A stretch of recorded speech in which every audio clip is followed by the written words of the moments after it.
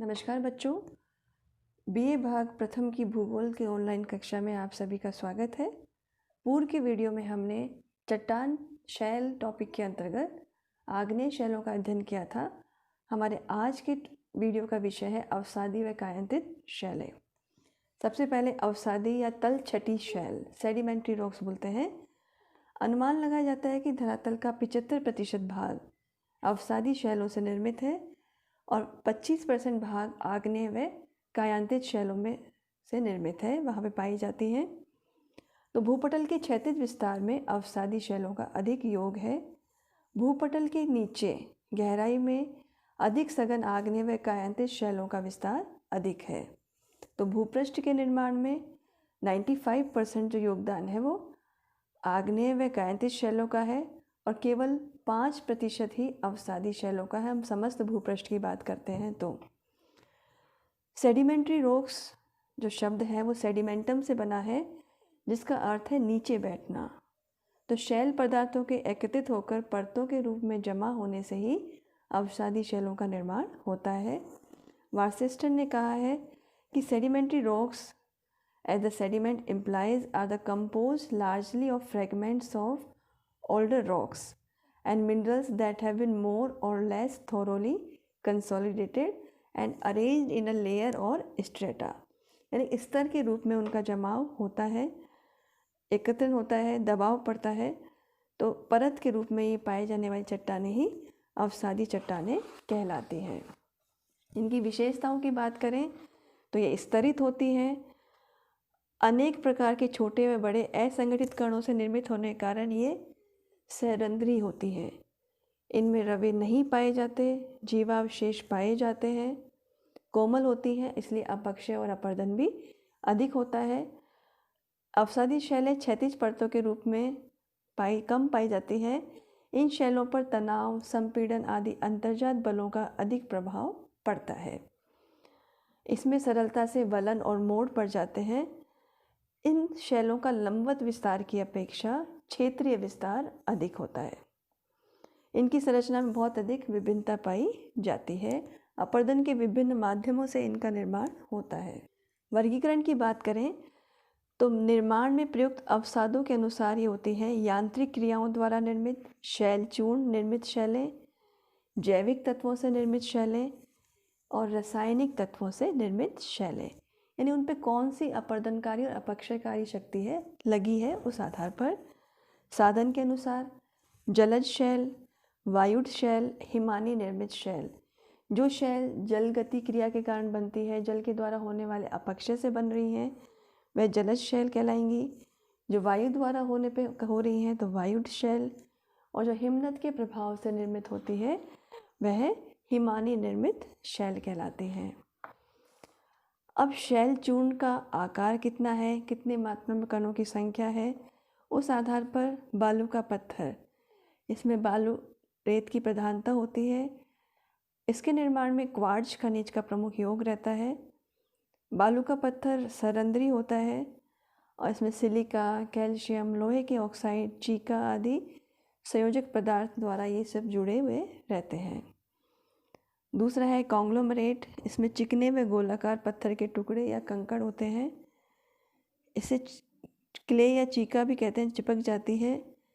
ये नुकीले होते हैं जब पत्थर, तो उन्हें ब्रेसिया कहते हैं। चीका मिट्टी व शैल, इसमें अत्यंत सूक्ष्म कण होते हैं, बहुत छोटे कण होते हैं और घुलनशील न होने के कारण इस पर रासायनिक अपक्षय अधिक प्रभावी नहीं होता। तो ये शैल चूर्णों के आकार पर आधारित था। दूसरा है जैविक तत्वों से निर्मित शैल, चूना प्रधान शैल, कार्बन प्रधान शैल। जिसमें चूने की प्रधानता होगी शैल में, वह चूना प्रधान शैल है, और जिसमें कार्बन की मात्रा अधिक है वह कार्बन प्रधान शैल है। तीसरा है रासायनिक तत्वों से निर्मित शैलें, जिसमें लवण है, चूना पत्थर है, डोलोमाइट है, पोटाश है, ये ऐसी ही शैल हैं। इसके अलावा निर्माण में प्रयुक्त साधन के अनुसार वर्गीकरण में जलीय शैल कहाँ कैसे कैसे रूप में मिलती है, नदी में इसके सहारे स्थित, सरोवरी शैल, सागरीय शैल। इसके अलावा हिमानी शैल है, वायुड शैल है ये इसके प्रकार है। इनका आर्थिक महत्व की बात करें अवसादी शैलों की, तो जो हमारे ऊर्जा के संसाधन हैं, कोयला है, पेट्रोलियम है, इनका निष्कर्षण अवसादी शैलों के द्वारा ही होता है। भूमिगत जल धरातल के निकट ही प्राप्त होता है, जबकि आग्नेय शैलों में भूमिगत जल बहुत अधिक गहराई पर मिलता है। इनसे हमें बालू का पत्थर, चूना पत्थर, मृत्तिका आदि पदार्थ मिलते हैं जो भवन निर्माण सामग्री में प्रयुक्त होते हैं। अवसादी शैलों की ऊपरी परतों में उर्वर दोमट व जलोढ़ मिट्टी पाई जाती है, जिसका कृषि में बहुत अधिक महत्व है। अवसादी शैलों में महत्वपूर्ण खनिजों का प्राय अभाव होता है, बहुमूल्य खनिजों का, लेकिन ऊर्जा संसाधनों का प्रचुर मात्रा में होता है इस जमाव। उत्तरी चीन में लोयस प्रदेश में मिट्टियों को काटकर भूगृह, मकान आदि निर्मित किए जाते हैं। तो ये था इसका महत्व। अब प्रमुख अवसादी शैलें कौन कौन सी हैं? ऑब्जेक्टिव में आता है कि आग्नेय शैलें कौन कौन सी, उनके नाम याद होने चाहिए आपको। ऐसे ही अवसादी कौन सी हैं और किस आग्नेय से प्रयुक्त होकर कौन सी कायांतित शैल बनी है, ये भी आपको ध्यान होना चाहिए। तो प्रमुख अवसादी शैलें हैं बालू का पत्थर, इसमें बालू के कठोर होने से इसका निर्माण होता है। रंग काला होता है उसके पदार्थ की मात्रा के आधार पर। कॉन्ग्लोमरेट है दूसरा उदाहरण। तीसरा है शैल। चौथा है चूना पत्थर। पांचवा डोलोमाइट, जिप्सम, कोयला आदि, ये सब इनके उदाहरण हैं। तो ये हुई आपकी अवसादी शैल। अब आते हैं हम कायांतित शैल या मेटामॉर्फिक रॉक। कायांतित शैल का निर्माण होता है जब आग्नेय व अवसादी चट्टानों पर भौतिक, रासायनिक और जैविक प्रक्रियाएं होती हैं, तो उससे कायांतरण होता है। किसी शैल के मौलिक स्वरूप के रूप परिवर्तन से विकसित होने वाली शैल को ही कायांतित शैल कहा जाता है, यानी मौलिक स्वरूप का रूप परिवर्तन हो जाता है। मेटामॉर्फिक शब्द की उत्पत्ति लैटिन भाषा के दो शब्दों से हुई है, मेटा और मॉर्फी। मेटा का मतलब है परिवर्तन और मॉर्फी का मतलब है आकृति। क्लार्क ने कहा कायांतित शैल किसी प्रकार या संगठन की शैल है जिसका परिवर्तन या तो खनिज संगठन या गठन में हो गया है। आर्थर होम्स ने बताया कि कायांतरण के अंतर्गत आंतरिक उत्पत्ति की सभी प्रक्रियाओं को सम्मिलित किया जाता है, जो संगठन में परिवर्तन के साथ अथवा बिना उसके शैलों में पुनर्क्रिस्टलीकरण उत्पन्न करता है, जबकि शैल आवश्यक रूप से ठोस इस अर्थ में रहती कि वह तरल दशा से नहीं गुजरती। अब कायांतरण क्यों होता है? वे कौन से कारण जिनके द्वारा कायांतरण होता है? पहला है ऊष्मा या ताप, दूसरा है दबाव या दाब, प्रेशर। ताप और दबाव की वृद्धि से ही चट्टानों की स्ट्रेंथ कम हो जाती है और उसमें इलास्टिसिटी की वृद्धि हो जाती है। निर्दिष्ट दाब या तनाव, टेंशन, प्रेशर, साथ में फिर है अपरूपण। शैलों के टूटने से अपरूपण उत्पन्न होता है। घोलीकरण है रासायनिक रूप से, और उष्ण जल जो गर्म जल है वह भी कायांतरण में सहायक होता है। अब कायांतरण के प्रकार। कायांतरण का प्रकार है सबसे पहला तापीय कायांतरण, जो थर्मल कारण से हो रहा है, तापमान में परिवर्तन के कारण हो रहा है।